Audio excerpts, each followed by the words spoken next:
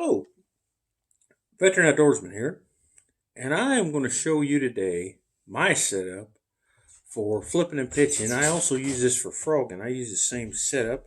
A lot of people have different rods, so they can just switch it back and forth.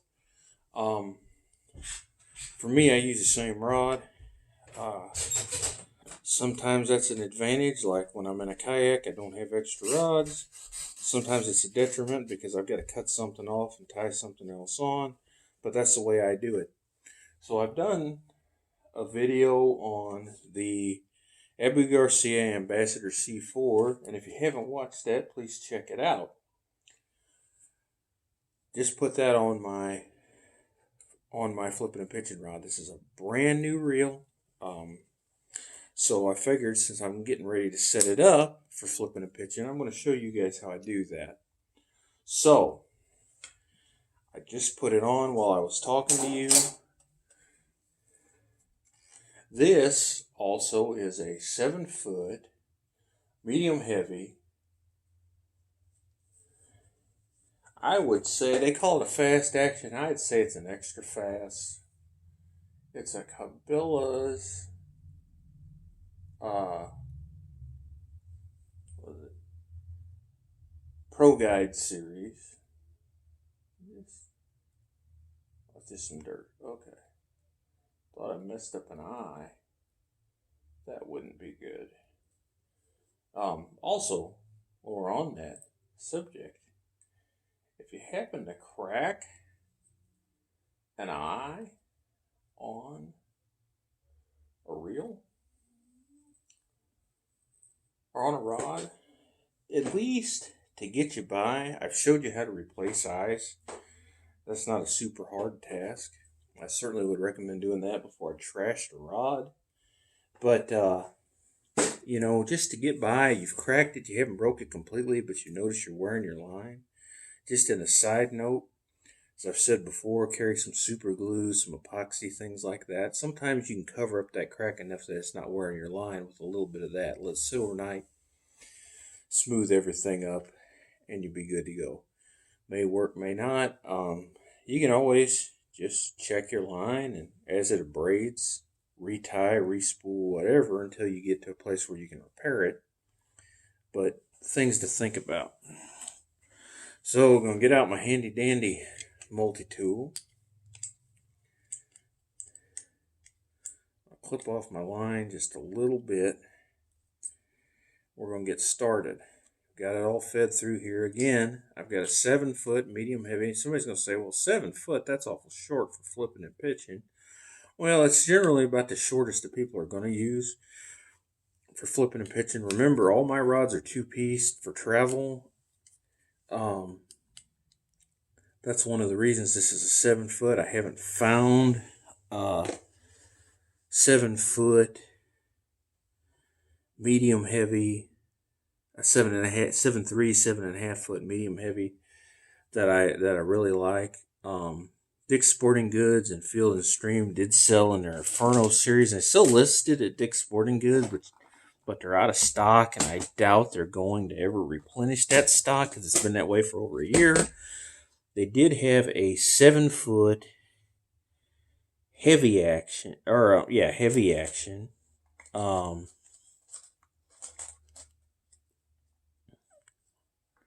Rod, rod, 7.5-foot, heavy action rod. That would work for flipping and pitching, but I'm going to go into this in a little bit as to why I prefer the medium heavy, which is another reason I'm on a 7-foot. We'll go into that as I start rigging this up. We find a bobber stop, and I've mentioned before that I don't like bobber stops. I don't use bobber stops. And I didn't even mention an exception, I don't think. But one exception,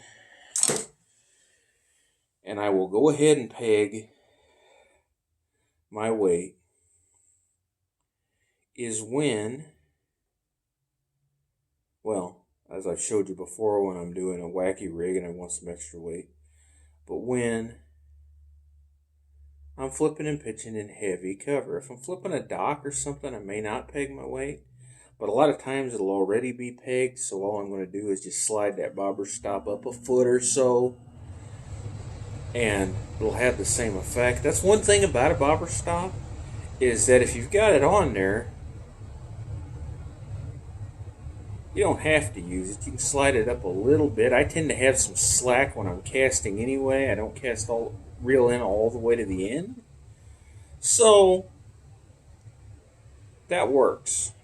So I'm going to get this bobber stop on here. I think this is set up for slightly lighter line than what I've got, again, we'll go into my setup. I've got 20-pound line, 20-pound mono. Somebody's going to say, you have to use braid for flipping and pitching. Well, you don't have to do anything. Many people prefer braid, and I understand that. I went into that in my other video about this particular reel, but you don't have to. Even a lot of the professionals, you got to use braid, you got to use braid, you got to use braid. Well, here's the thing. One, braid's expensive. I'm a cheapskate. And you're going to hear me say that over and over and over again. And it's true. And I'm not making excuses. I'm a cheapskate. But it's true. This is a lead weight. I'm just going to clean out my end a little bit here. And when I clean that out with my pocket knife, then I like to take a hook down in here, because it's nice and smooth, and run it along the edge and kind of just smooth it out, because lead's soft. You can smooth that out and keep it from burring. And you can also kind of rub it on concrete a little bit, whatnot, get that burr off.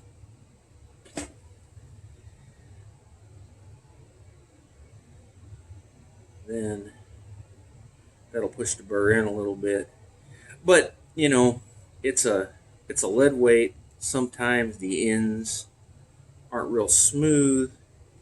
You want to smooth them out a little bit so you don't abrade your line. But you're going to want to check your line constantly no matter what, because you're going to get abrasions on the end. You're going to want to retie at some point. That's why some guys are going to say, well, that's why I use braid.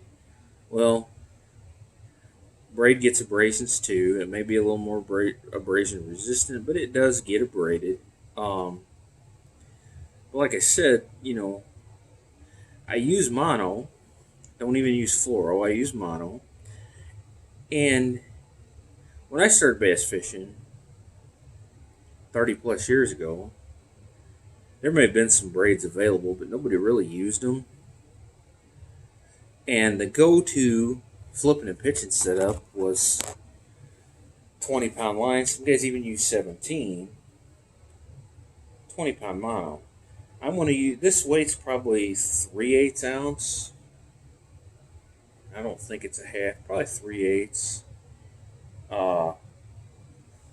Actually, I have, that's about the same.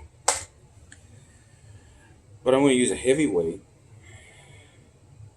You can go 1/2 ounce, 3/4, whatever you prefer. I think this is 3/8. I'm still going to put my bead on it. Somebody said, well, you pegged your weight. That's not going to matter. Well, it's going to do a couple of things. It's going to keep my weight from pressing on my line, which is good. But I'm going to show you something else where I'm still going to get the clack effect out of it. But for now, here it is. So I've got my bobber stop, I've got my weight, I've got my bead. I've got a larger bead than what I typically use. I'm going to tie my Palomar knot.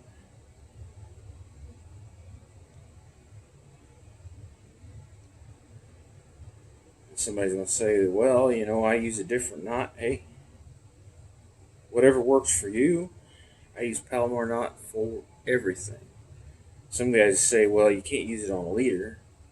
I do it all the time on leaders. it is a little bit of a pain because you've got to tie the swivel onto the leader end first, and then you've got to run the whole leader through the loop. It is a little bit of a pain, don't get me wrong, but I do it constantly when I'm tying on leaders.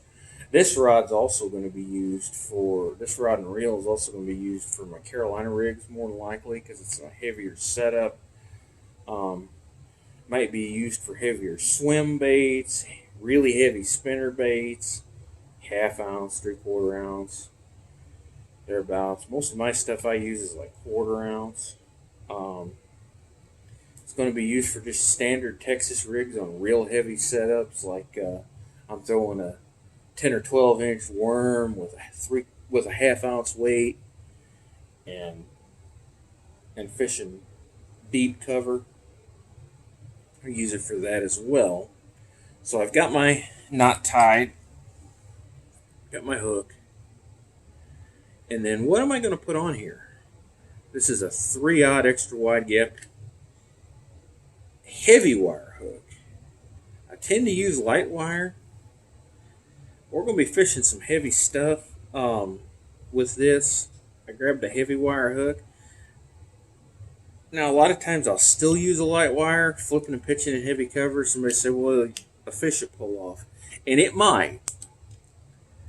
But a lot of times it'll save my setup because I'll get snagged into a stump or something. I'll be able to straighten that hook out. Again, I'm a cheapskate. But this is a heavier wire hook. And I have had some hooks start to straighten out on heavy fish when I use the light wire hook. So that's a valid argument. But again, you've got to decide if you're willing to lose fish or not.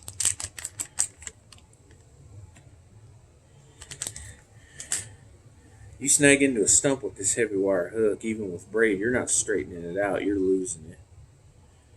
So I'm just going to do my standard Texas rig. And some people are going to say, well, hey, for flipping and pitching, I use a straight shank or I use a round bend. Well, if it works for you, it works for you. Everybody's experience is different. Everybody's knowledge base is different. I prefer an extra wide gap for everything. I've got some straight shanks. I've got some round bends. But the only time I use a standard offset round bend is for 4-inch straight worms like a finesse worm. Then I use a 1/0 or a 2/0 sometimes. Really kind of finessing it. And a straight shank. Sometimes I'll use them for flipping and pitching. Typically I save them for fishing with shiners. I don't even use them for plastics fishing. And yes, I exposed it. A lot of people are going to say, hey, that's a no-no, that's a no-no. Again, you do what works for you, I'll do what works for me. For me, I've never had an issue with exposing it. It's tucked in. I do check it constantly when I'm using it. You have to. Now what I'm going to do, you say, well, you pegged the weight. Well, a lot of guys are going to slide that all the way down. And they're going, but something that does, and it works, don't get me wrong, I'm not criticizing, but something that does, when that's down there real tight, this comes down kind of rigid. See how it's just kind of there and it's rigid. What I prefer, pull that up 1/4, 1/2 inch, that's probably 1/2 inch. And then as this falls, the weight's going to go down first, and you've got this effect. So this is going to follow. The weight's still going to drive your bait down. It's still close enough that it's going to drive your bait down. If you're not pegged, the weight could be a foot down. That's going to be issues because you're going to snag brush and things. You're not going to get all the way down. But you can go down even like 1/4 inch maybe. What's going to happen though is it's not as rigid. And your bait's going to follow more naturally coming down. I find I get more strikes that way. Now let's finish getting this set up. Oh, and by the way, that's a baby brush hog. For flipping and pitching, somebody's going to say, well, you should use a standard brush hog. I've got a bag or two of standard brush hogs, And what I find is I just don't get bit on them as much as I do the baby brush hogs, no matter what. Whether I'm flipping, pitching, casting, whatever, I just don't get bit on them as much. So I'm gonna rig this up so it'll drop nice and smooth. I got to take quite a bit of tension off this. This is set pretty tight. Wow. And this has a 6-pin centrifugal brake. I believe it's 6. Might be 4. I believe it's 6. On this Ambassador C4 reel. Tighten that just a little. And man, it is butter smooth. Line that guide up just a little bit. I'm doing the drop test so I can minimize my backlash. You don't have to adjust the brake on this one, it's not adjustable. So, I'm in the basement here. Started too low. Do a few pitches. Works pretty well, no backlashing. I don't have the height to do some real effect. Man, I like that. I like that. So let's go over to setup again. An Ambassador C4 5600. The reason I chose this reel is lower gear ratio. Now this is a 6.4. I honestly would have preferred a 5.3-1, and everybody that is anybody is going to say that I'm nuts because everyone knows that you're supposed to use a high-speed reel for flipping, pitching, Texas rigs, etc., etc. The fastest reel I've got is a 6.4, and that's because I like torque to be able to winch a fish out of heavy cover. Others are going to say, well, they like to be able to just take up the line really fast before they get into the heavy stuff and get buried in it. That's fine. That makes sense. My experience is, even with a high-speed reel, I'm not fast enough to do that. So they're going to get in that heavy cover. I like to be able to winch them out of it. And I've gotten them that were wrapped around pilings and things, and I've been able to pull them out with lower speed reels, taking your time, holding your rod tip high, anchoring it down around the bottom of your gut, and winching them out. Again, that's personal preference. This is a 6.4-1 or 6.3-1 gear ratio, which by today's standards sounds pretty slow.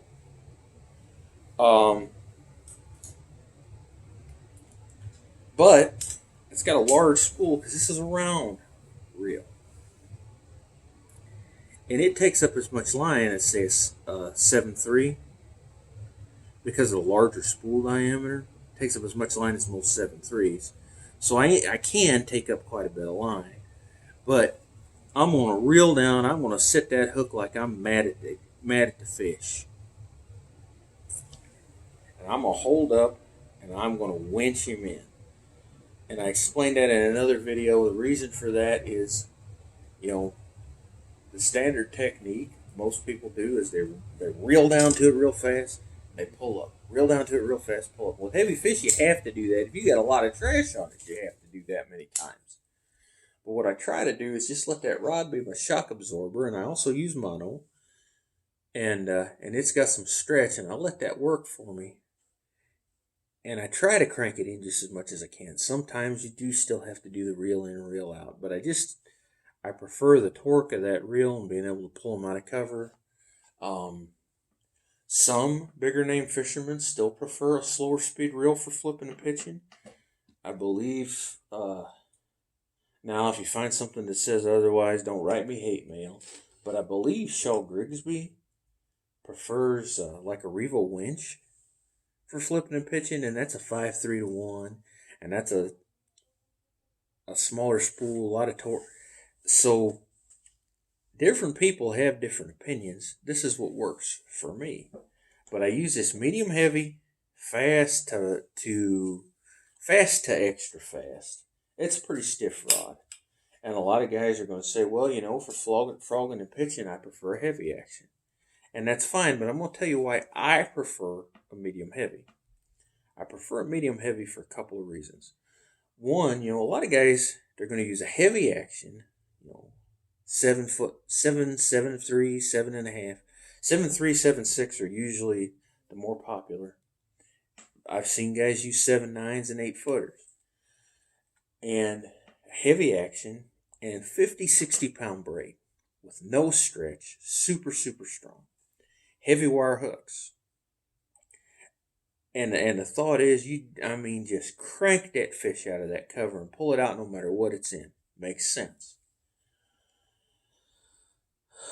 I want a little more give in my rod and a little bit of stretch in my line for these reasons. I find it easier to keep a fish penned.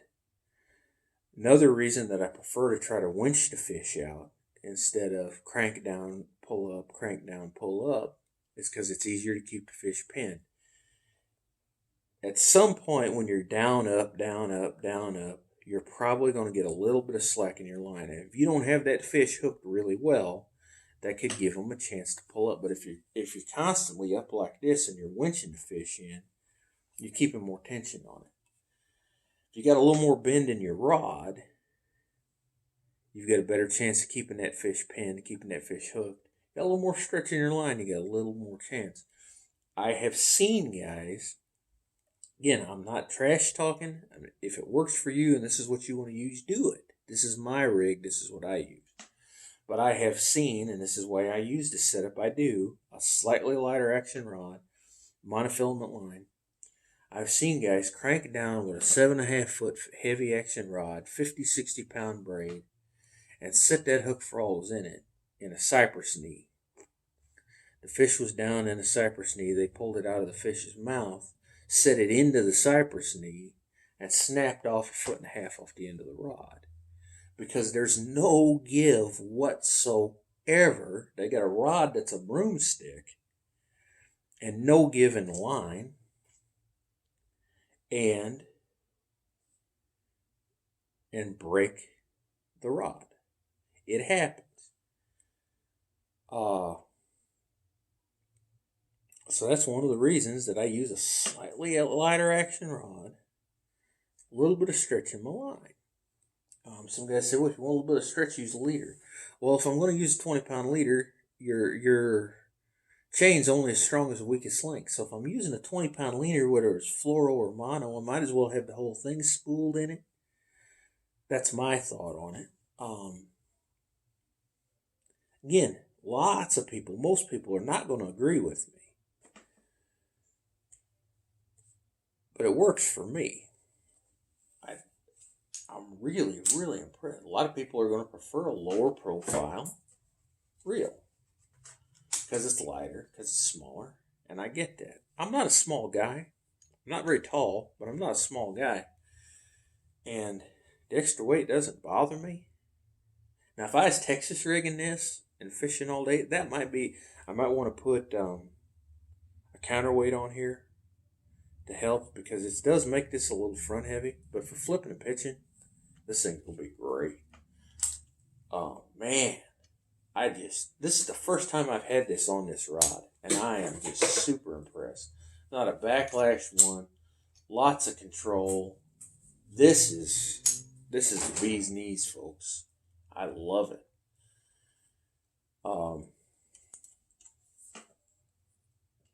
That's my setup. This holds between 100 and 120 yards. I don't remember the exact capacity because it doesn't list for 20-pound mono. I just figured it out. I know it was over 100 yards of 20-pound mono. And I like that. You say, well, you're not usually going to use that much. And I had my Black Max set up with 20-pound line. It only hold like 65, 70 yards, something like that, if that. And it worked fine for flipping and pitching. But I like the larger capacity so I can be more versatile with my setup. I can use this for other things. I go out and go pike fishing, throw a big old spinnerbait on it, and I can let this thing, I hook into a 20-pound muskie, I can let it run. I've got 100 pounds of line.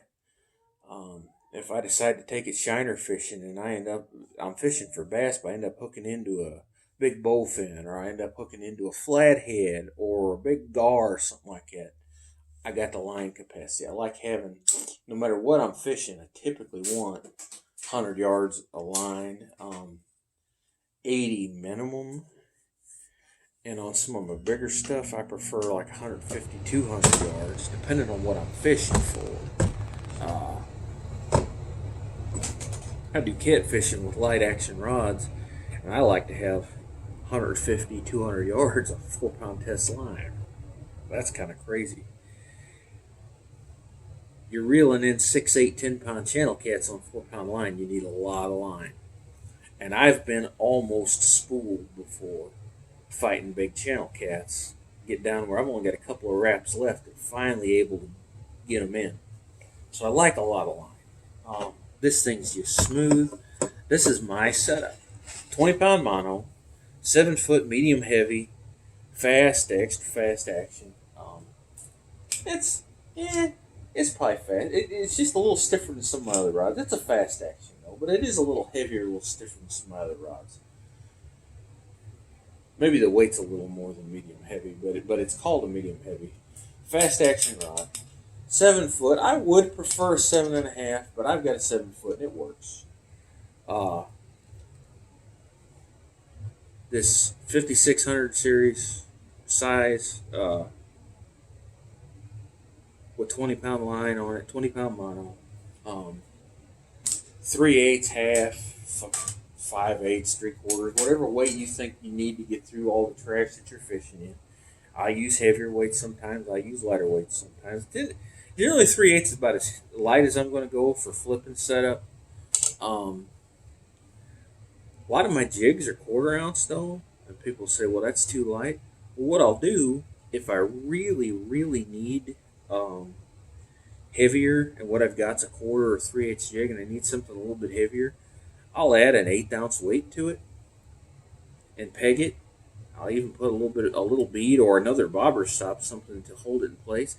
One thing I didn't do on this, and I'm going to have to go back and do that.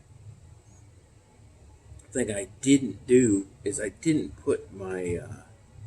You guys should have stopped me. I didn't put my swivel on here, and I don't know if I'm probably going to have to retie. I don't know if I'm going to be able to do it, but I'm going to try it. I didn't put my swivel on here, so while we're talking, I'm going to try to rectify that situation, because that doesn't make me happy at all that I did something that stupid and careless as to not put. Now this is a larger swivel. This is a 5, and I think that'll slide over my guide just fine, my eye just fine. But I really prefer the 7s. Actually, I don't know if that's going to do it or not. But if it does, that's what we're going to stick with. It may take a little bit to pop that over. I think I can get it done though, without breaking the hook.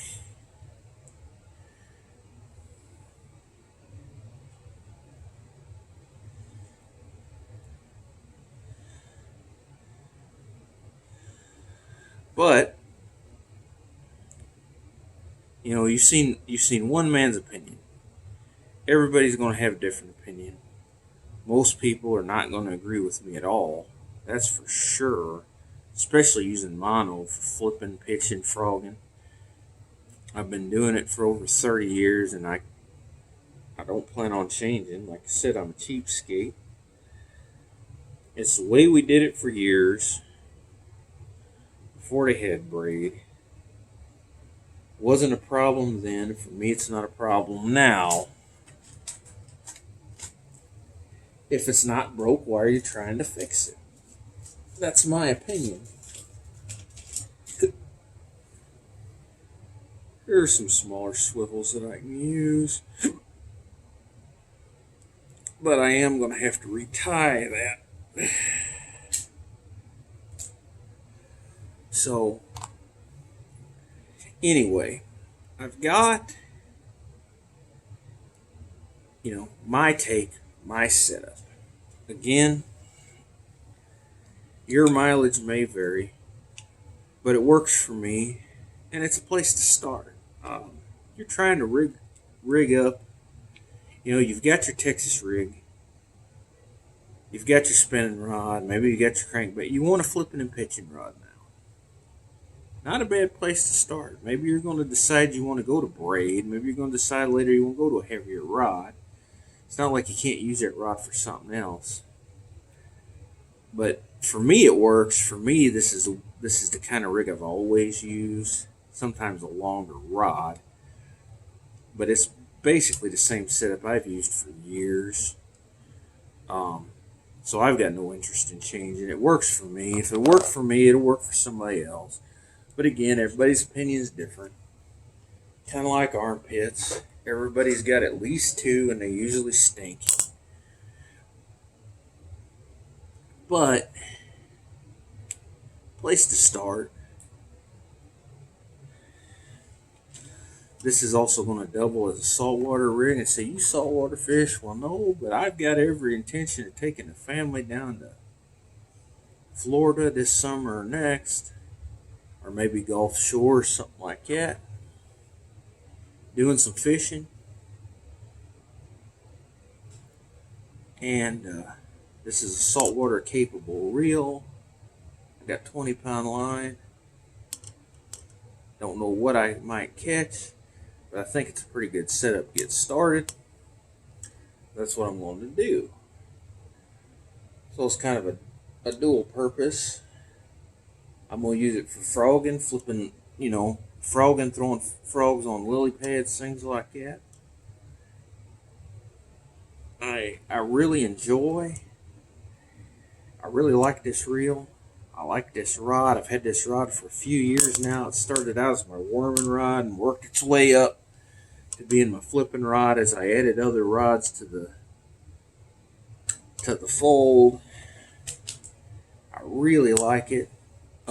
Something else, you're flipping and pitching, try some smaller baits like these baby brush hogs, 6-inch worms. A lot of guys use Senkos for flipping and pitching. Yum dangers, things like that. I've used 6-inch curl tail worms, ribbon tail worms. A lot of people will. They get hung up in cover, and they do. But so I don't do that often. I like to use like a Zoom trick worm, things like that, even a Zoom finesse worm. I'm talking to you guys and I am forgetting all kind of stuff. You need to speak up. Forgot to run that swivel through. And again, if you're new to this, new to my channel, that's just to hold that in place. I get a little more life out of my bait.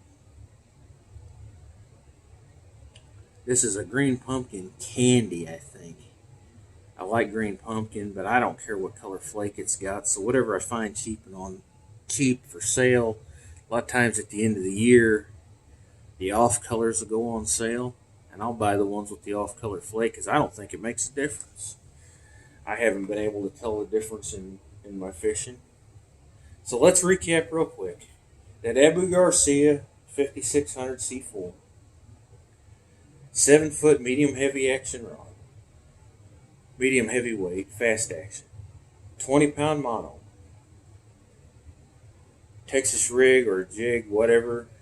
When I'm doing a Texas rig, put my bobber stop, my weight, my bead, my swivel, run that through, tie my hook on, put my bait on the first part, run the swivel back through the hook, finish putting the bait on, and then leave half quarter inch. And the reason for that is so you just get a little more natural presentation, but that weight's still going to pull your bait through the brush and muck and whatnot. You may get in some really, really thick grass mats where you won't pull it all the way down, but I like having it like this. I like being able to rattle a little bit.